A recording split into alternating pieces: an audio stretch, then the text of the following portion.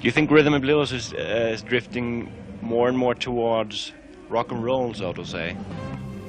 I think rock and roll is drifting toward the blues.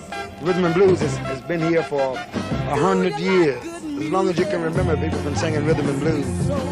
Rhythm and blues will always be here. And I'm going to be here to help it stay. As long as I be here, rhythm and blues is going to stay here, because I'm going to keep singing the blues. R-E-S-P-C-T, find out what it means to me. Lonely children, my pillows never cry.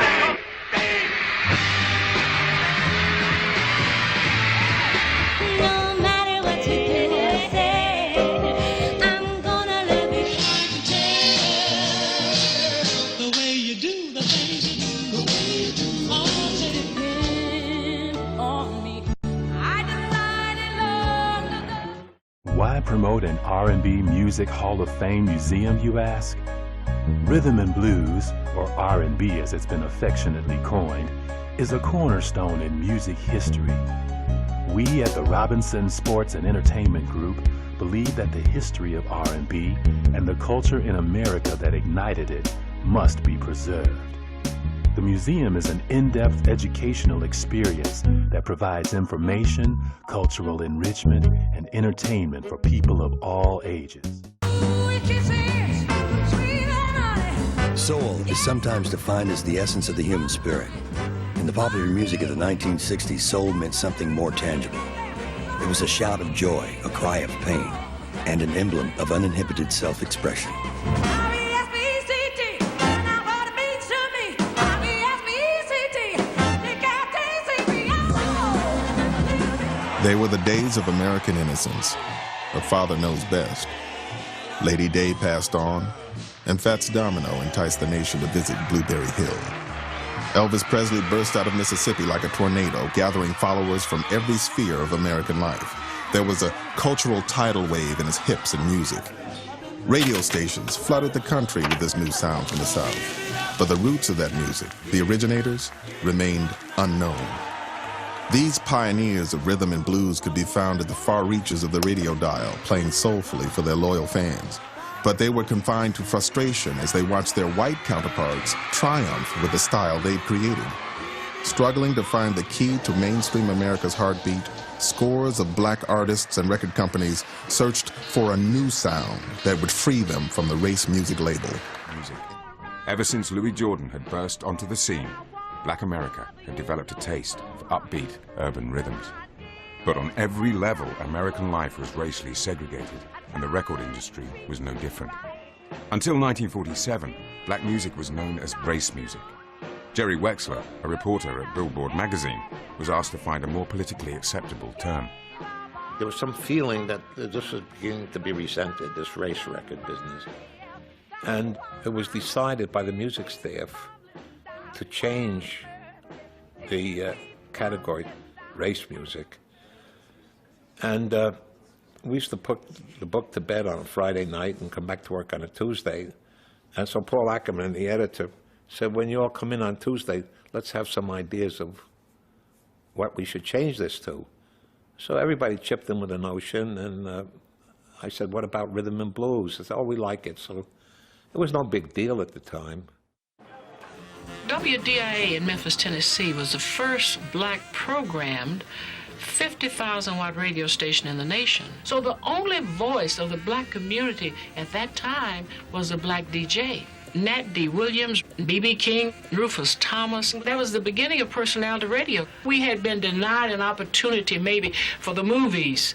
No television at that time, for us. This was our stage. And we just brought color, rhythm, drama, a conviction. The people in Memphis are so critical. Well, they would boo their mama. But that did not happen. Because nobody watched us. They didn't care. They said, oh, leave them alone. There's a bunch of clowns over there. They're not part of the mainstream of what's happening in America. But people started catching on. Everybody having a lot of fun, oh, baby. Yes, baby. Woo, baby. Having me some fun tonight. The young people start really enjoying it, and they were sneaking around listening. When Mom and Pop go to bed at night, they put those little transistor radios up under that pillow. Or a disc jockey who didn't show up one night, and he went down to the car and grabbed some of these race records. The legend goes, Leo Mintz really introduced it to him over at Record Rendezvous. Listen. That's rhythm and blues. I've been listening to those records for years. You're not the only one, my friend. And brought him up and just started playing the records. This is Alan Freed, kids, rolling right along with your own special brand of music, all rhythm and blues. In 1959, Berry Gordy gathered the best musicians from Detroit's thriving jazz and blues scene to cut songs for his new record company. Over a 14-year period, they were the heartbeat on My Girl, Bernadette, I Was Made to Love Her, and every other hit from Motown's Detroit era. By the end of their phenomenal run, this unheralded group of musicians had played on more #1 hits than the Beach Boys, the Rolling Stones, Elvis, and the Beatles combined, which makes them the greatest hit machine in the history of pop music. They called themselves the Funk Brothers.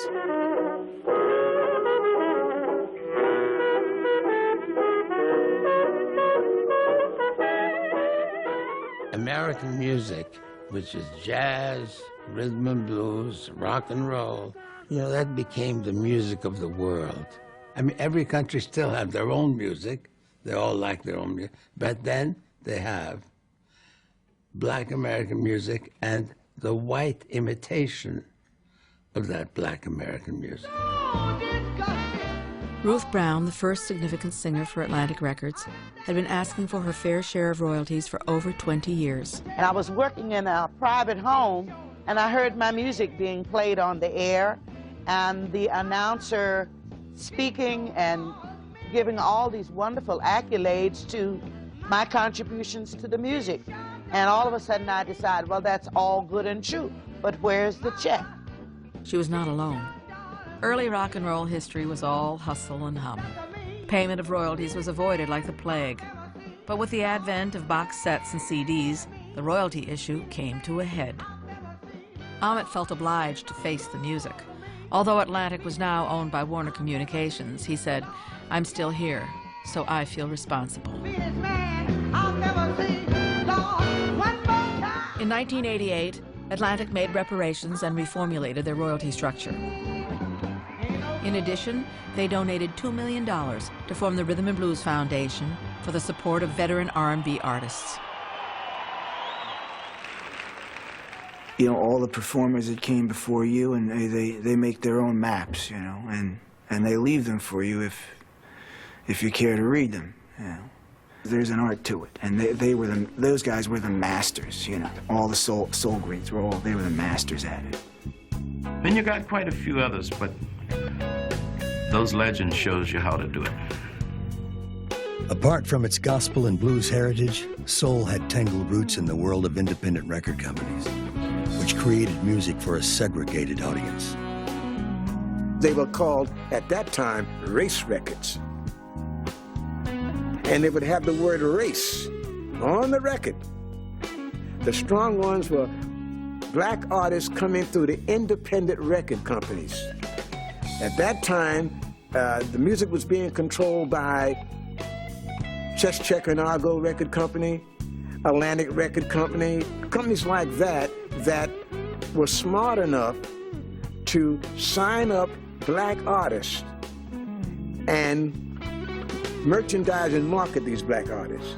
You know, when people ask me why the music is still around, I've been doing it for 35 years professionally. It was here when I came. It will be here when I leave. Because the messages and the melodies are infinite. Little Latin Loopy-Loo, the white stations wouldn't play it because the quote was that it was too hard rock. What it was is it just sounded too black for their white stations. Now, we didn't know that at the time, but the one thing that we're most proud of is that the black audience accepted us, you know, just point blank, and they didn't have to. You know, they just flat didn't have to. But the great thing about the black audience is that if you are emotionally cutting it, that's what it's all about. There were in those days 4 theaters that you were required to play to prove that you had sort of made it. They were called the Lichman chain, and it consisted of the Regal Theater in Chicago, the Howard in Washington. There was the Uptown in Philadelphia, and the Apollo in New York City. You had to play those 4 theaters. Yes, I heard. Whoa, yes, I heard. Yes, you heard me, baby. Now, take it home. I think just the nature of black music makes it almost like cell division. It just constantly grows and builds off of itself. You look at TV shows like China Beach, and there's Dinah Ross and the Supreme singing Reflection. You know, you listen to songs by acts in other musical genres, by rock and roll acts, by just other acts, you know, who are successful, and they all pay homage to R&B and soul music of the 60s, 50s, and 70s. I think that soul music is around, it's going to be around because it's the essence, it's the life of the music industry, soul music.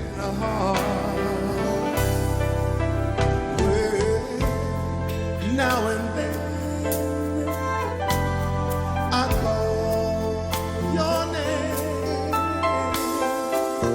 and suddenly your face appears, but it's just a crazy